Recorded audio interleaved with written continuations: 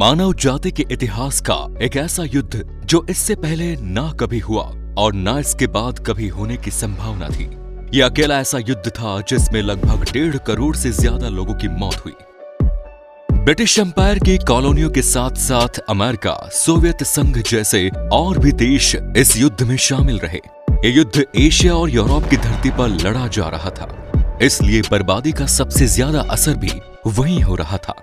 लेकिन क्या ये युद्ध अचानक घटी किसी घटना का परिणाम था या फिर लंबे समय तक पनप रहे किसी गुस्से, आक्रोश या साम्राज्यवाद का नतीजा था?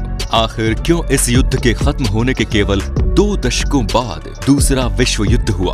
आज के इस वीडियो में हम बात करेंगे ऐसे ही कुछ सवालों पर और जानेंगे प्रथम विश्व युद्ध की भीषण त्रासदी के कुछ अनजाने और अनसुलझे रहस्य। हमें यकीन है वीडियो में आप आखिर तक हमारा साथ जरूर देंगे। Great war end of the war, global war के बाद फाइनली फर्स्ट वर्ल्ड वॉर के नाम से जाने जाने वाला ये विश्व युद्ध मानवता का विनाशक कहा जा सकता है। Britain, Spain, France, Japan, Soviet संघ, अमेरिका, इटली जैसे कितने ही देश इस युद्ध में एक साथ शामिल हुए। इस युद्ध के राष्ट्र को जिसने भी देखा उसे ये यकीन हो गया कि आने वाले कई 100 सालों तक अब दोबारा ऐसा युद्ध नहीं देखने को मिलेगा। लेकिन इसके ठीक 20 साल बाद यानी 1939 में ही वर्ल्ड वॉर 2 पार्ट 2 आ गया और इसके बाद इस युद्ध को फर्स्ट वर्ल्ड वॉर का नाम मिल गया। लेकिन कई सवाल हैं जिनके जवाब जानना बाकी है। प्रथम विश्व युद्ध के लिए फाइनली किसे जिम्मेदार माना जाता है? प्रथम विश्व युद्ध से पहले का समय आइए जानते हैं। शुरुआत करते हैं 19वीं सदी के अंतिम दौर से, जब वेस्टर्न नेशन मॉडर्नाइजेशन की रेस में पूरी दुनिया में सबसे आगे थे और इनके बीच भी एक दूसरे से आगे निकलने की होड़ लगी हुई थी। साइंटिस्ट हर फील्ड में रिसर्च कर रहे थे और इनकी रिसर्च का बेनिफिट उनके देश को मिल रहा था। कोई टैंक बना रहा था तो कोई लड़ाई के दूसरे अत्याधुनिक हथियार और सामान बना रहा था। एक तरफ टेक्नोलॉजी और लाइफ के कंफर्ट के लिए काम हो रहा था, तो वहीं पॉलिटिकल एरा में कई देश आपस में एक दूसरे के साथ कुछ इस तरह के समझौते कर रहे थे कि युद्ध जैसी विषम परिस्थितियों में एक दूसरे का साथ निभा सके। यानी एक दूसरे के साथ समझौता करने वाले देश इस बात पर राजी होते थे कि अगर एक देश पर हमला हुआ तो दूसरा देश भी उसकी सीमाओं की रक्षा उसके साथ मिलकर करेगा। यानी कुल मिलाकर पूरी दुनिया में अलग अलग देश मिलकर अपने अलग अलग गुट बना रहे थे। कई देशों के बीच एक दूसरे की टेरिटरी को लेकर डिस्प्यूट थे और technically advance nation forcefully in dispute को अपने हिसाब से हैंडल करने के लिए कैपेबल हो रहे थे। हम जिस टाइम पीरियड की बात कर रहे हैं उस समय से 50 साल पहले जर्मनी और फ्रांस के बीच एक बहुत ही अमानवीय युद्ध हुआ। इस जंग में जर्मनी ने फ्रांस का कुछ हिस्सा अपने कब्जे में कर लिया। वो हिस्सा एल्जेस लोराइने का था। फ्रांस के मन में ये बात थी कि वो जर्मनी से अपने इस हिस्से को वापस ले लेगा, जबकि जर्मनी इससे भी ज्यादा एरिया अपनी सीमाओं के भीतर रखना चाहता था। ब्रिटेन अपनी नेवल फोर्स को सबसे ज्यादा एडवांस और ताकतवर बनाना चाहता था। इधर बाल्कन कंट्रीज अब इंडिपेंडेंट हो रहे थे, जैसे बुल्गारिया 1908 में, अल्बानिया 1912 में, रोमानिया 81 में स्वतंत्र हो गए और उनकी इस स्वतंत्रता से दूसरे देशों के बीच भी राष्ट्रवाद की लहर दौड़ रही थी। धीरे धीरे पूरी दुनिया 2 ग्रुप में बैठ गई। एक ग्रुप था अलायंस पावर, जिसमें रसिया, अमेरिका, ब्रिटेन, जापान, फ्रांस शामिल थे। अमेरिका ने 1917 में इस ग्रुप को ज्वाइन किया था। इसके अलावा दुनिया में दूसरा ग्रुप था सेंट्रल पावर, पोस्टो हंगेरियन एम्पायर, जिसे हंगेरियन डायनेस्टी के नाम से भी जाना जाता है। इसके अलावा जर्मनी और तुर्की का ऑटोमन एम्पायर शामिल थे। बात कर लेते हैं पहले विश्व युद्ध के कारण की। पहला कारण था साम्राज्य का विस्तार। हर एक देश दूसरे देश की सीमाओं में हस्तक्षेप करके उसकी जमीन को अपने एरिया में मिलाना चाहता था। वो अपने देश की सीमाओं को बढ़ाना चाहता था। रसिया, यूएसए, ग्रेट ब्रिटेन जैसे देश अपनी कॉलोनी को एक्सटेंड करने में लगे हुए थे। ये वो समय था जब अफ्रीका को एक्सप्लोर नहीं किया गया था। दुनिया के एम्बिशंस देशों के लिए अफ्रीका कई मायनों में बहुत इंपॉर्टेंस रखता था। अफ्रीका के लोगों को आसानी से लेबर वर्क में लगाकर उनका एक्सप्लॉइटेशन किया जा सकता था। यहाँ मौजूद मिनरल्स, माइंस, जमीन के नीचे का तमाम खजाना यूरोपियन देशों की नजर में आ चुका था। हर कोई यहाँ से बेनिफिट उठाना चाहता था। ये भी टकराव का एक कारण था। युद्ध के बाद जो जीता वही सिकंदर वाली बात यहाँ लागू होनी तय थी।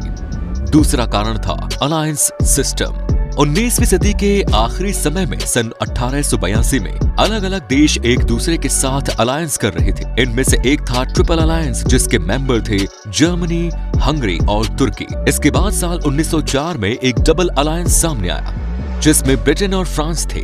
इसे एंटॉन्ट कॉर्डियाली नाम दिया गया। आगे चलकर साल 1907 में रशिया भी शामिल हो गया और इस तरह ये भी एक ट्रिपल अलायंस बन गया। अब ये ट्रिपल एंटॉन्ट वैकनवर्ट हो गया था। तीसरा कारण था मिलिटराइजेशन ऑफ वर्ल्ड। पूरी दुनिया में आर्म्स और एमिनेशन की होड़ लगी थी। मॉडर्न एज की शुरुआत थी और लोग मिलिट्री बनाने में लगे थे।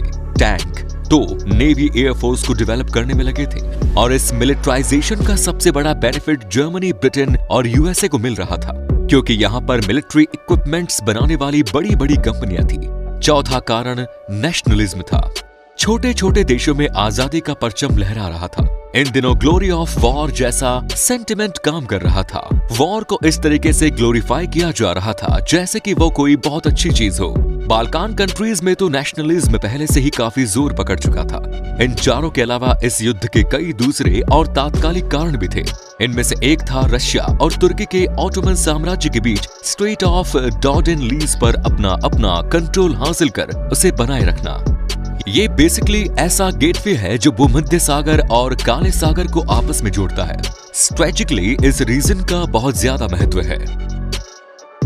इसके अलावा प्रथम विश्व युद्ध का तात्कालिक कारण भी रहा और वो था ऑस्ट्रो हंगेरियन अंपायर के राजकुमार आर्क ड्यूक फर्डिनेंड और उनकी वाइफ की 28 जून 1914 में बोस्निया की राजधानी सरायेवो में हत्या।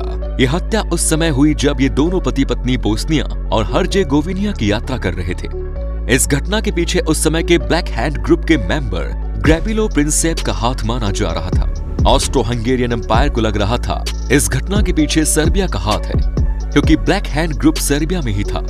ऑस्ट्रो हंगेरियन एम्पायर ने सर्बिया पर अटैक करने की तैयारी कर ली और इस मामले में जर्मनी से भी कांटेक्ट किया। जर्मनी ने भी फुल सपोर्ट किया और इसके बाद एक सर्बिया में अटैक हो गया और यही पहले विश्व युद्ध का तात्कालिक कारण बना। प्रथम विश्व युद्ध के लिए बेसिकली उस समय के सभी प्रभावशाली देशों को जिम्मेदार माना गया। ऑस्ट्रिया तो पहला कारण था, जो कि युद्ध के लिए उसका नेचर पहले से ही अग्रेसिव माना गया और युद्ध की शुरुआत किसने की, उसके बाद जर्मनी ने उसे सपोर्ट किया। ब्रिटेन ने फ्रांस को सपोर्ट किया और रशिया ने इस युद्ध में सर्बिया को फुल सपोर्ट किया। इस प्रकार इस बार की शुरुआत में सबने अपना अपना स्टैंड क्लियर कर दिया था और उसी के अकॉर्डिंग जंग लड़ रहे थे। जर्मनी का ये सोचना था कि लेवल फोर्स को मजबूत करना बहुत जरूरी है, क्योंकि जिसका समुद्र पर विचार है वो ज्यादा ताकतवर। इसके चलते ब्रिटेन और जर्मनी के बीच एक कंपटीशन पैदा हुआ। इसमें आगे चलकर नेगेटिव शेड ले लिया गया। इस जंग में जर्मनी ओवर कॉन्फिडेंट था। उसे लगता था कि वो फ्रांस और रशिया दोनों को एक साथ युद्ध में हरा सकता है। दरअसल जर्मनी अपने स्काईफैन प्लान पर काम कर रहे थे। जर्मनी के ही एक हिस्टोरियन जेराल्ड गिटर ने कहा, 1905 और 1906 के दौरान जर्मनी अपने स्काईफैन पर काम कर रहा था, लेकिन ये बहुत ही रिस्की था। जब रशिया और फ्रांस को एक साथ हराना जर्मनी के लिए किसी डिजास्टर से कम साबित नहीं हुआ। फर्स्ट वर्ल्ड वॉर के दौरान लड़ाई करने वाले देशों के जनरल से भी इतनी मिसकैलकुलेशन हुई कि ऑस्ट्रेलिया के हिस्टोरियन एलसीएफ टर्नर ने फर्स्ट वर्ल्ड वॉर को ए ट्रेजेडी ऑफ मिसकैलकुलेशन भी कह दिया। प्रथम विश्व युद्ध के कारणों में एक विचार ये भी आता है, ये युद्ध आर्थिक क्षेत्र में अपनी धाक जमाने के लिए भी लड़ा गया था। जर्मनी के बिजनेसमैन और रूलर्स को लगता था कि वो आसानी से ब्रिटेन को हरा देंगे। वैसे आप क्या सोचते हैं, इस दुनिया में जंग होनी चाहिए या नहीं? इस सवाल का जवाब हमें कमेंट बॉक्स में लिखकर जरूर बताइए। मिलेंगे नए वीडियो में, तब तक के लिए जय हिंद, जय भारत, वंदे मातरम।